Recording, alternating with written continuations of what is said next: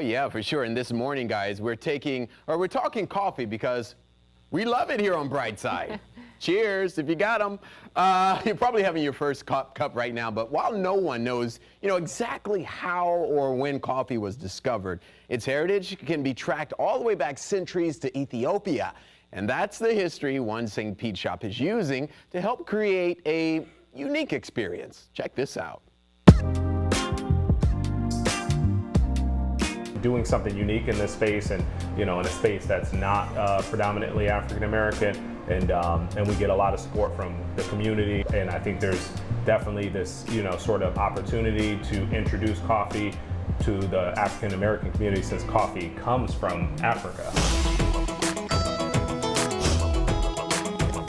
For me, coffee started in my home. I was roasting coffee at home in a cast iron pan, and when I realized that I could actually take this raw product and develop something, a finished end product, it kind of intrigued me and I got hooked. So we start there with the pairing process, and then we move into the actual production.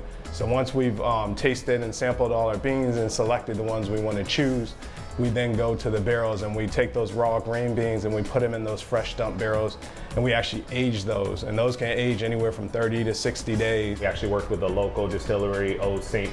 Pete rum, and we took a fresh dump barrel from them, some of their traditional rum, and we aged some coffee in that. Definitely with the barrel you still get the notes, the traditional notes from the coffee, but you're gonna get these very upfront notes from the spirit. And probably most unique ones that stood out to me was our coffee plus tequila. When you went to go through the whole sensory process, which this creates, from grinding it to brewing it to drinking it, it smelled like fresh blueberry muffins. So everything's in small batches, and we're constantly pushing out new flavors.